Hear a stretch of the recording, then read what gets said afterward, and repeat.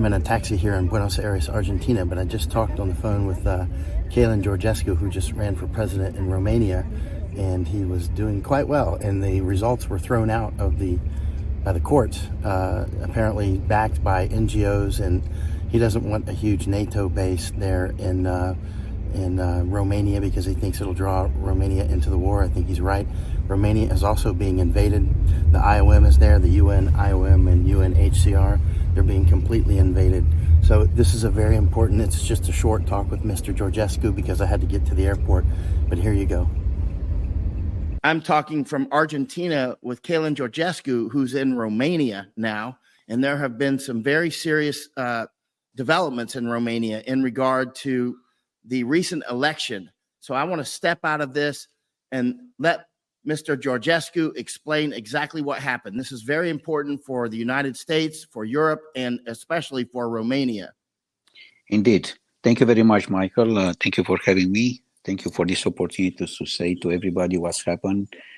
Beside that, all the media, international media, of course, is writing about this subject. But what's happening in Romania right now? The judge of the Constitutional Court still have the power to do justice to democracy in Romania.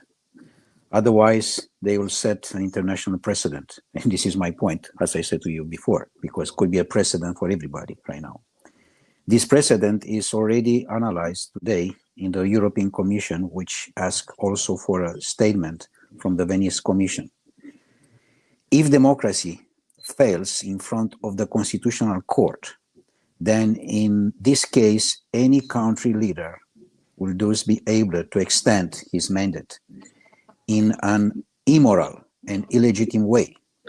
No one will trust European democracy anymore, and this is the problem. Democracy, what I want to say is democracy is going to be just a slogan, because in Romania, when 9 judges get to vote and decide for 19 million people, that is no longer a democracy. From that moment, it becomes actually a dictatorship. And this is a point which has happened today in Romania. We have experienced dictatorship in Europe before 1989, and we don't want to go back to those times. If Romanian democracy fails, the entire world democratic system is at risk. Why? Because Romania is part of European Union, part of NATO, and is one of the most important allies of the United States, as everybody knows, in Eastern Europe. If international community just stays indifferent and enjoys the horrible political show that is playing now in Romania, this will lead to an international legal precedent where a constitutional court will take the power of the votes from the people and give it always to the politicians. So the politician actually dictate to the 19 million people, and this is a problem. So that will be the end of democracy as we know it worldwide. You can imagine, Michael, that this could also happen in the United States, also can happen everywhere.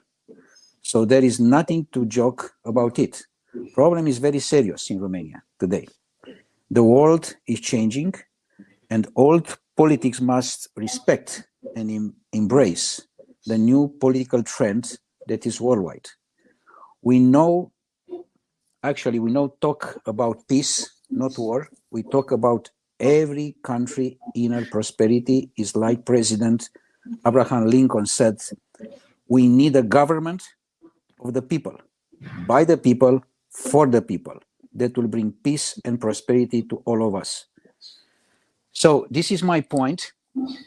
And of course, I said in the end the statement of Lincoln, because this does mean for us the flag which we had for democracy, but seems to be failed in the moment when nobody internationally had any reaction. I'm saying official, of course. Right now, after, let's say, we discuss 12 days, more than 12 days today. Today is Today is almost Thursday, and no, actually there are more. There are 13 days today. So tomorrow will be 2 weeks from the moment when the Constitutional Court decide, 9 people decide to stop the vote, to stop the election, and to destroy everything in front of the 19 million people. Thank you. Thank you, sir. I mean, I was up very late last night making 15 questions for you. You just answered most of them. Thank you. Thank you.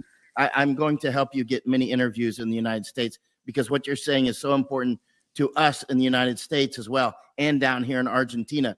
Let me ask you one question. Please.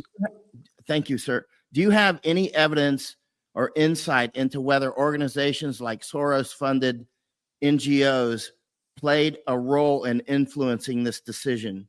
Oh, absolutely, absolutely.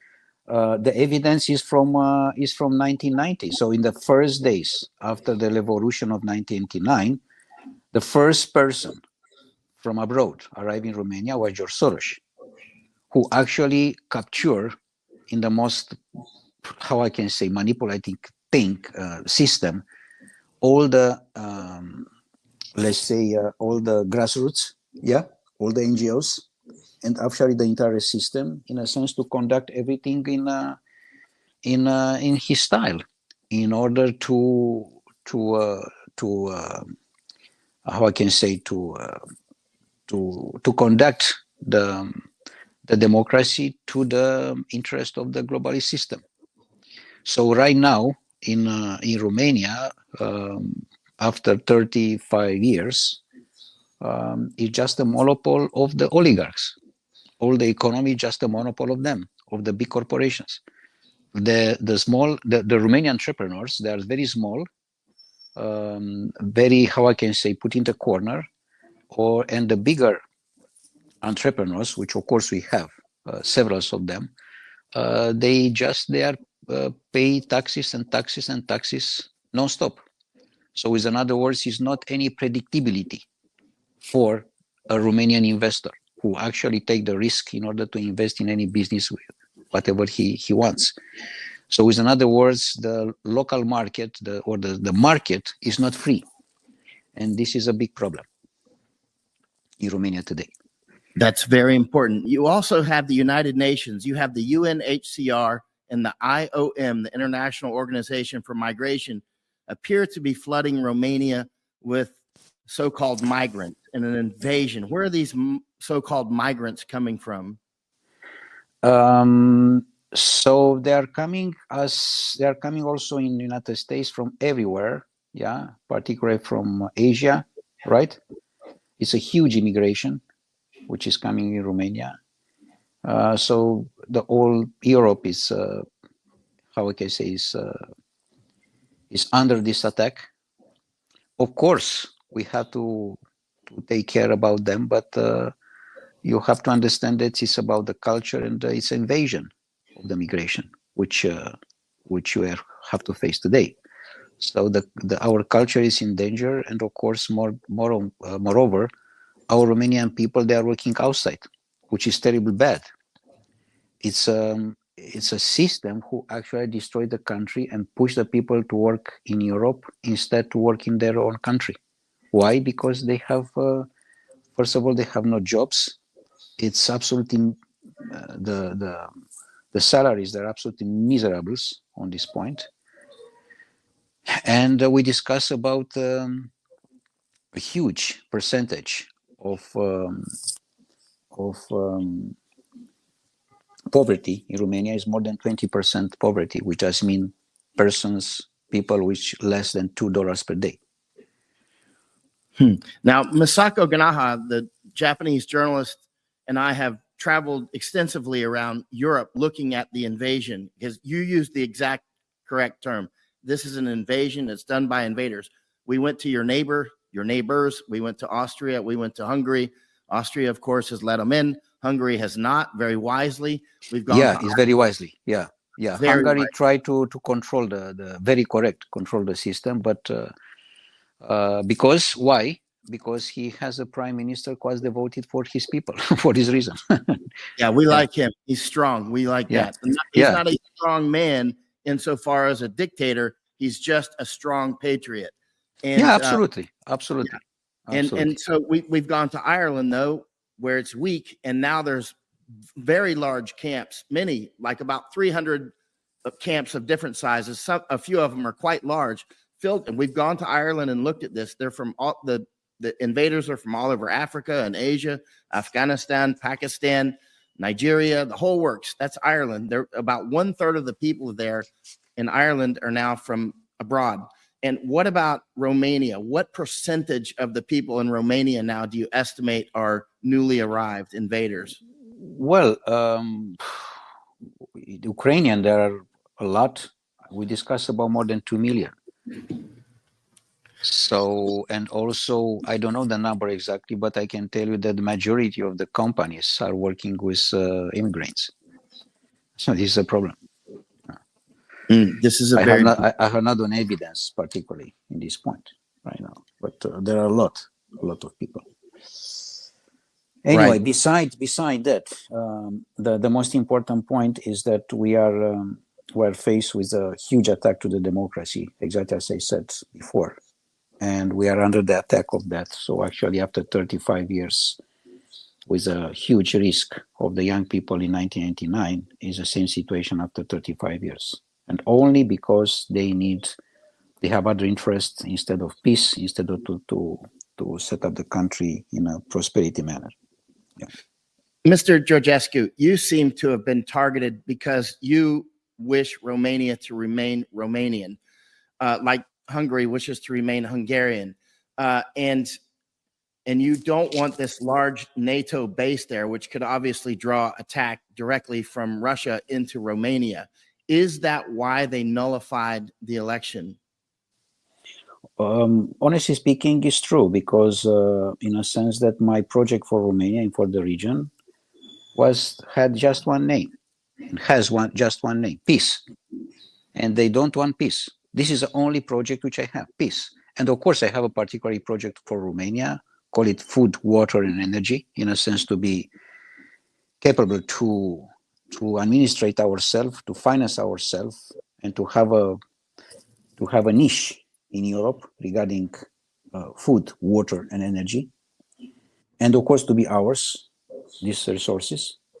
And they don't want to have that, and particularly they don't want to have peace. Who? The international institutions, and of course the oligarchs, which still they have the power here right now in Romania. You mentioned yesterday in one of our phone calls about the bankers, and many of my listeners are very well aware of the banker aspect of this. For instance, many will have read The Creature from Jekyll Island from G. Edward Griffin. Yeah. And they know who the Bank of International Settlements are, that they know how powerful the central bankers are. And you mentioned specifically that this is partly a banker's war. Can you elaborate? Yeah, of course, because behind any war, there are the bankers. It's absolutely clear. And they have interest of the investment. We discuss about a lot of investment, and we discuss about also to clean a lot of things, to clean the corruption, to clean the money, which in fact is just a test, is just a computer machine. It's not cash, very well. Everybody knows that. So we discuss about a huge interest, which of course is not accordingly with my project, which is about peace. And we know very well the insistence, which particularly is coming from Macron in Europe, in order to have war. We know very well about that. So they are just concentrating in order to continue the war. Why? Because it's a huge banking interest behind. The war is need a lot of investment. Everybody knows. We discuss about billions and trillions, in fact, of dollars for the war. But the economy is totally destroyed. Exactly as I said, small and medium enterprises that are under the water. The poverty is huge. The inflation, the instability, it's enormous everywhere in Europe, in France, in Germany, in UK. Look what's happening in UK. yeah, in Belgium, everywhere, in Canada, by the way. Why? Because they invest in this stupid war, which is not ours. It's not our business. Yes, we were recently in Canada looking at that, and many of these other places you mentioned. We go to these places. I was in Romania at shortly after Ceausescu was, let's say, demoted and killed. And so I was there. I remember what it was like. It was quite a terrible place there under the shadow of communism. And I know many Romanians remember that well. And you're old enough, you remember it very well. And I know you don't want to go back into that. And so Exactly. how can we help you not go back into that? That was such a terrible condition. So I very much appreciate to continue to talk about this issue in Romania, which it's definitely could be a precedent for any country, exactly as I said in the early beginning, including by United States as well. And hopefully this pressure from media will, and this pressure, of course, this is the word, will make possible the changement which we are looking for, in a sense, to have the second round of the election and the country to be stable and to have the democracy installed again. Okay, sir. I unfortunately I have to go get on an airplane. Sure. As I drive to the airport, I'm going to be contacting other people to ask to interview you. And so because your message needs to get out across the United States, and I'll also reach out to people in Europe as well. Thank you. So important. Thank you. Very much appreciate, Michael. Have a nice trip and be in touch. Thank you. Thank you, Mr. Georgescu. Thank you. Very much appreciate. Thank you. Thank you. Bye-bye.